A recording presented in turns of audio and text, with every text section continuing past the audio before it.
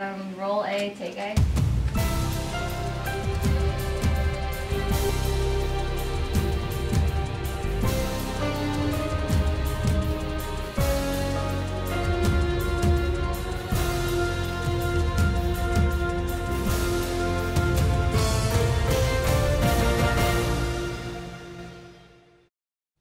Hello, and thank you for joining us for this special half-hour edition of the Newsfeed. I'm Rebecca Choate. And I'm Cody Davis. For the next 30 minutes, we'll bring you stories making headlines at Virginia Tech and in the New River Valley area. In the first half hour of our newscast, we'll look specifically at stories related to Virginia Tech's campus and community. And later in the show, we turn our attention to news around the New River Valley area, such as the economic impact of closing national parks in the area, a story about veterans finding support through art, and a look at how dance is bringing people in our community together. First in Virginia Tech news, in a recent press release, University President Dr. Timothy Sands explained that the demand for a Virginia Tech degree is greater than it has ever been. As a result, the Virginia Tech Board of Visitors approved a number of major changes, including parking fees set to rise in the 2018-2019 school year. Newsfeed reporter Ellie Matthews tells us more in this story. 2018 marks the 17th straight year Virginia Tech cost increases. Parking and transportation is amongst these changes. However, these changes are due to parking services taking action over a variety of parking complaints from students on campus. So I think the university is going to benefit by increasing parking rates. Obviously, it's a detriment to students and it's total inconvenience. Parking is awful already. You can't find anywhere to park after between 11 o'clock and 2 o'clock. And it's really inconvenient to have to take the bus and rely on other people. The director of Virginia Tech's Parking and Transportation Services, Jerry Baker, says she understands the frustration and the increases approved by the board are the next step in solving the issue complained about. Perry Street area this coming year, we're going to have a specific Perry Street permit that'll be available for commuters and graduates. What that'll help us do is eliminate that need for sharking, and sharking is that where people drive up and down the rows hoping the poor little baby fish backs out so they can swoop in and take the spot. We won't have to do that anymore. The fee for the commuter and graduate student permit will not change. However, the fee increase included the creation of a commuter graduate student premium parking permit. Reporting for the Newsfeed in Blacksburg, I'm Ellie Matthews. Virginia Tech offers a wide array of unique choices for on-campus housing. Within those choices are 11 specialized residence halls called Living Learning Communities. Newsfeed reporter Rachel Freeberger joins us now to tell us more about these special communities. Rachel? Thank you, Rebecca. Incoming freshmen have the choice of either choosing random housing or applying to live in one of the Living Learning Communities on campus. These Living Learning Communities, or LLCs, are specialized to create certain communities. Each living community is created for a different purpose. For example, living learning communities like Hypatia and Hillcrest are based on academics. There are also communities centered around the arts and entrepreneurship. One of the newest communities set to open next year is the Leadership and Social Change Residential College. We are the residential leadership community, but in the upcoming school year we are going to be transitioning to be a residential college. So our new name will be the Leadership and Social Change Residential College. Some of the living learning communities are also residential colleges. Communities such as West and East Ambler Johnston were the first residential colleges. These communities can have live-in faculty, be divided into houses like Harry Potter, and offer numerous student leadership opportunities. First-year students who live in these communities tend to have higher GPAs and less conduct referrals. Although some living learning communities have major and year GPA requirements, ultimately all of the communities have the same goal, which is to create a welcoming and inclusive community within the residence hall. I'm Rachel Freeberger reporting for the Newsfeed. Back to you at the news desk. Thanks, Rachel.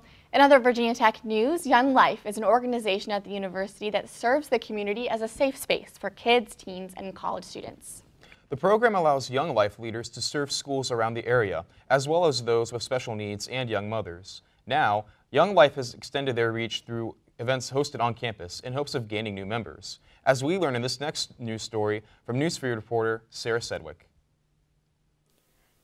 Young Life is a Christian non-denominational ministry that consists of volunteer leaders who give their time at high schools, middle schools, college campuses with people with special needs and teen moms. Young Life College, the program that serves the Virginia Tech campus, hosts events frequently to get students involved in the organization.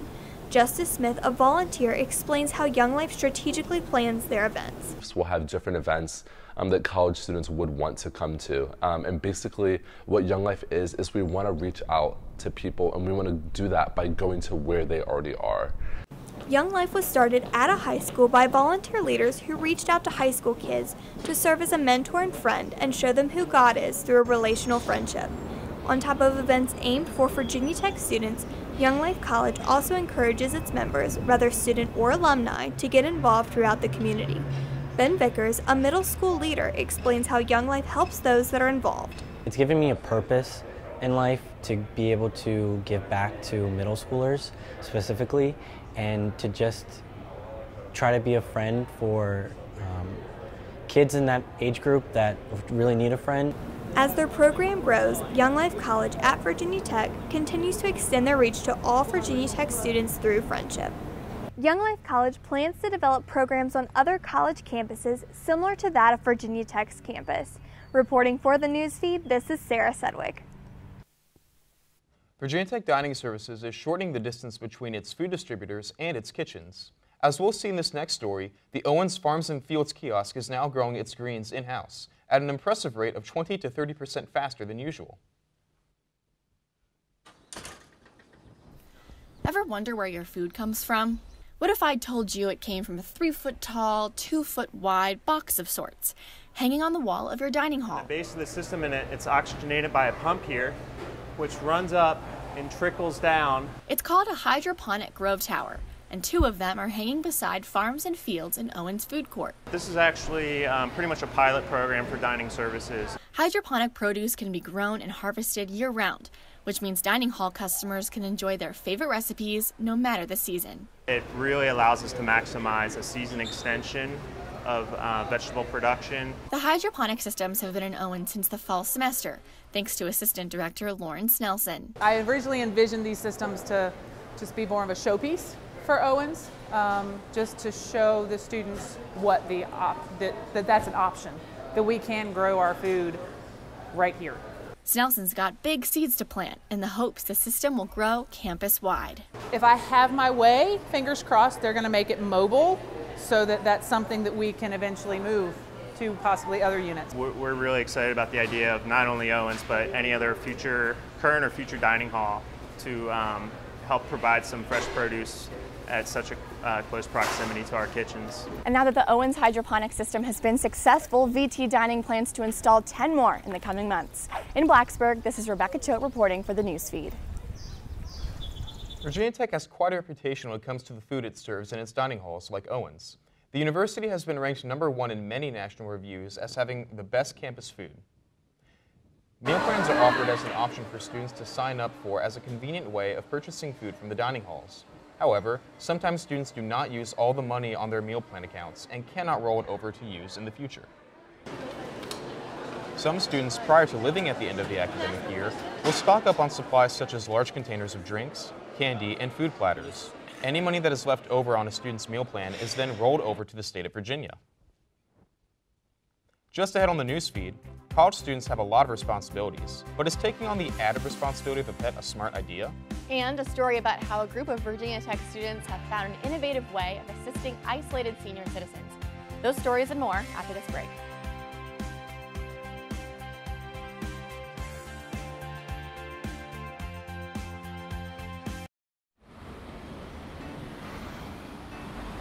Hey, let's check out this park.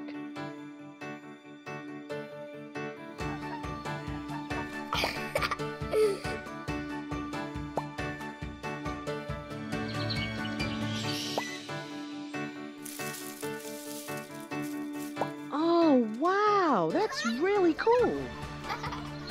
To find a great local park or forest near you, go to discovertheforest.org. Welcome back to the newsfeed. Pets of all shapes and sizes are nothing new across college campuses nationwide, a trend that is easily identifiable at Virginia Tech.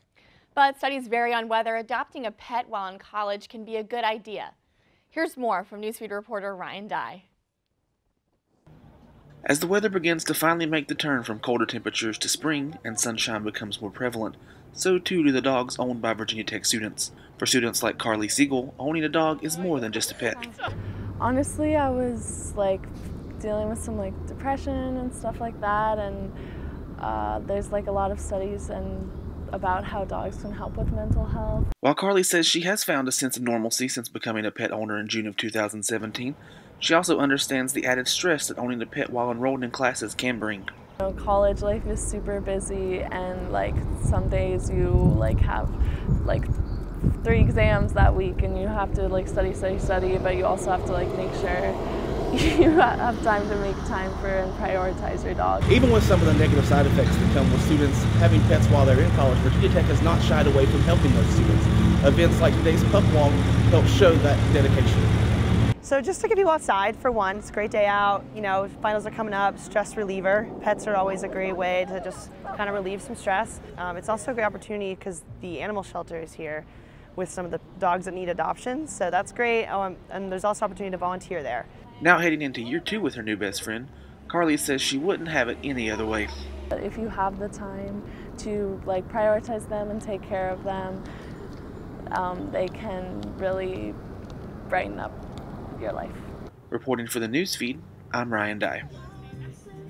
The School of Architecture and Design has been getting some attention recently after undergraduate students discovered a way to aid aging adults who become socially isolated. The project won 2 awards in 2017, and certain members of the team had the chance to represent the team at Dubai Design Week. What started as an idea in a studio class in 2016 turned into Bequest, which is an online service that pairs up individuals from the baby boomer generation with the millennial population. Much like Airbnb, the millennial has the ability to search for their host by location. However, something that is unique to Bequest is the ability to search based on the desired learning experience and interests of the millennial participant. In exchange, the millennial guest can do some work for the host. It fosters this multi-generational experience where people can learn, or where millennials can learn from the baby boomers about their experiences, about their interests. According to Jane, the project is not yet ready. However, he and the other teammates hope to see this project to fruition soon. The end of spring semester at Virginia Tech means summer is not far away. For some students, this means planning adventures in the Blacksburg area. And for other students, it means gearing up to save summer classes. While some students will be packing up, others will continue through the summer taking courses to either advance or catch up in their respective majors. Virginia Tech's summer programs rely heavily on student enrollment, so the school focuses on advertising the summer sessions as an opportunity.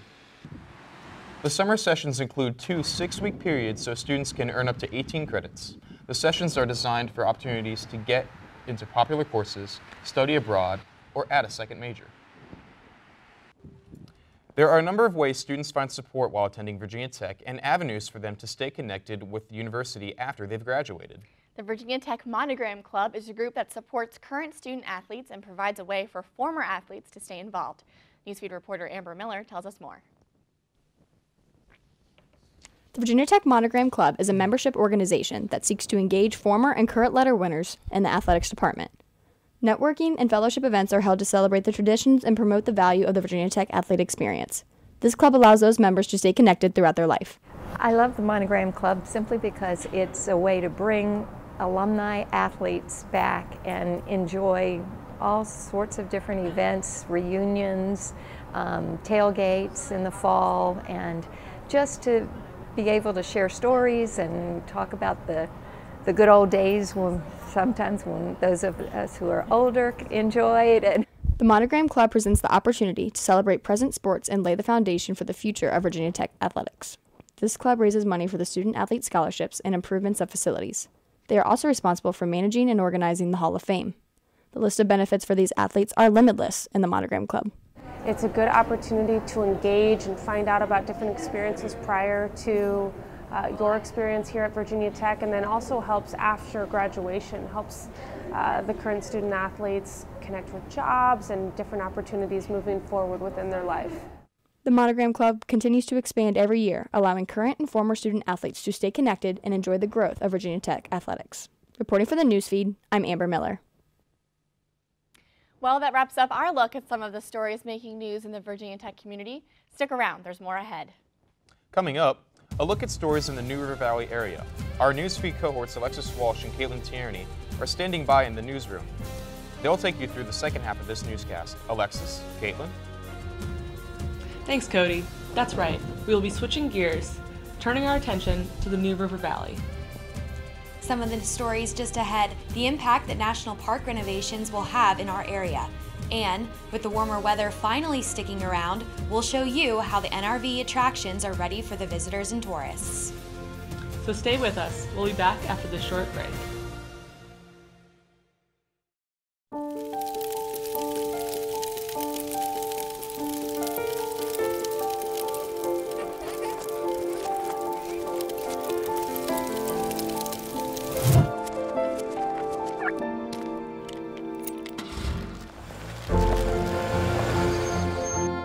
Did you know parking over tall, dry grass can spark a wildfire?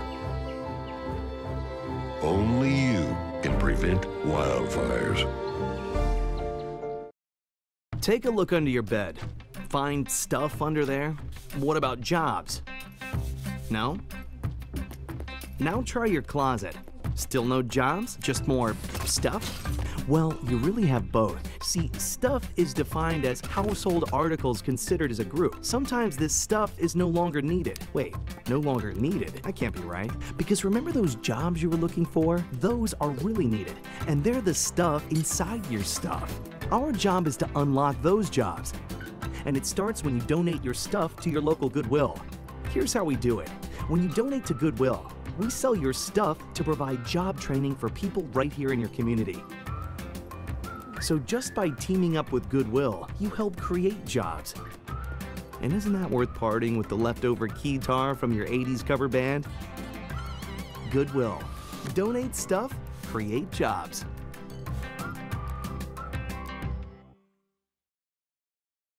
Roll A, take A.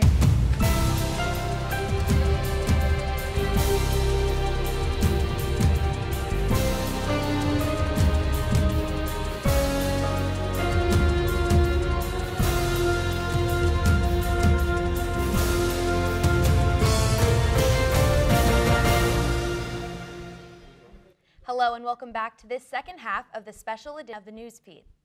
I'm Alexis Walsh. And I'm Caitlin Tierney. In the first half of our newscast, we focused on Virginia Tech stories. And now we turn our attention to news around the New River Valley. The George Washington and Jefferson National Parks are currently being internally investigated to see if renovations are necessary. Newsfeed reporter Stephen Newman tells us the kind of impact the park's updates will have. In the Clinch Ranger District, changes to several recreational programs are being considered. The Clinch Ranger District encompasses much of southwest Virginia. Some areas will be closed over the summer, giving officials opportunities to speak with the public. We've always managed our sites with monitoring in mind. So monitoring is always part of our recreation program. We have a specialist that look and see who's using the site.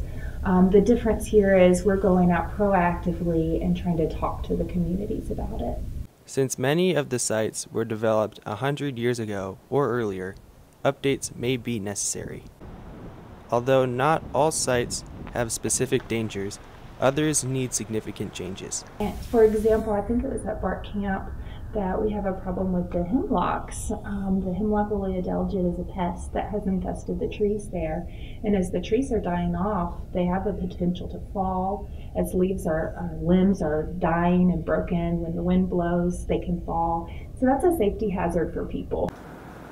Looking forward, changes could have a major impact on fans of the great outdoors. Reporting for the Newsfeed, I'm Stephen Newman.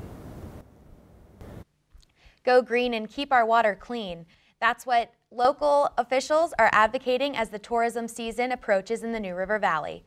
In this next story, Newsfeed reporter Rachel Anderson tells us what efforts are being made to ensure pollution does not become an issue. With the summer season right around the corner, the New River Valley prepares for tourists coming to enjoy the area. With increased tourism comes more waste, but according to the Director of Tourism, Montgomery County is ahead of the game as far as working to keep the NRV region clean. If we do the right things now and be aware of where we don't want to be 10 or 15 years from now, that's just going to kind of work itself out, I believe. And we have that opportunity because we're not to the level we're trying to like catch up, like go back and say, oh, we've got all this mess to clean up. That's not the case. With hotels and restaurants in a greener state of mind, what about pollution? The New River Junction is a campground directly on the river where tourists come to float, swim, fish, and kayak. The owner of the property says in addition to specialized cleanups, they ask their guests to be responsible. This will be our 37th summer there. And every one of our receipts that goes out asks people to bring back their trash and bring back an extra piece of trash. In her time working there, the pollution problem has actually become less of an issue. 2 decades ago, floaters would come back with large hauls of trash, and now they find very little. The New River is the second oldest river in the world. It's absolutely gorgeous. It's a wonderful thing to have right here in our backyards. We need to do our best to protect it, to keep it clean and keep it beautiful. I think it's a huge attraction. While it's flood season now, she says that the campground will open to campers and floaters in just a few months. Reporting for the newsfeed, I'm Rachel Anderson. The town of Christiansburg hosts a cleanup twice a year. During this time, residents in need of special trash pickup are able to discard items that are not typically appropriate during normal weekly pickups. But where does the trash go? To the Montgomery Regional Solid Waste Authority. The MRSWA provides a fully integrated solid waste management plan, which includes closed landfill management, a transfer station, education, and recycling. Christiansburg residents are asked to separate their extra waste items from their regular trash in order to ease the collection process. During the cleanup, hazardous items are not picked up curbside. However, the Solid Waste Authority offers a variety of options and programs to discard of such waste. We do take the household hazardous waste at no charge to any citizen in Montgomery County. So I know that people start cleaning up different areas and they run into things and really don't know what to do with it, but that's one for us. And electronic waste. The MRSWA is determined to make recycling and other environmental practices habitual during normal weekly pickups, not just during the town cleanups. The New River Valley Disabled Resource Center is supporting disabled veterans in the area by helping them find new ways to be at ease with their military days. The experience veterans obtain after going to battle can cause long-lasting injuries, both physically and mentally. The New River Valley Disability Resource Center has partnered with disabled veterans for the first time to host an art gallery. The hope is to relieve pain and use art as a form of rehab. For society to be able to make a deeper connection with veterans is vital, and they do so by recognizing their work and honoring them for their sacrifices. So it's important for society to embrace their veterans and to have an understanding of what veterans do. These veterans display a very personal and private side of their art. They are extremely vulnerable by giving the public an insight to their life story and some of the battles they've been fighting. Creating art can hopefully be a great form of self-therapy that gives them some relief and joy in life. Just ahead, a dance that's bringing communities together in the New River Valley community. And warmer weather means more opportunities to enjoy outdoor ventures. Stay with us, there's more after this break.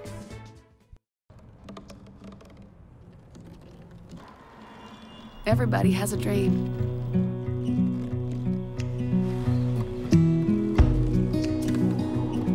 Mine was to see the ocean.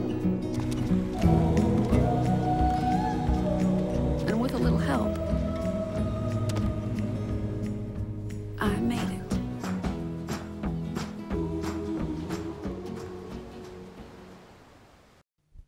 The month of May has arrived, and so has the warm spring weather.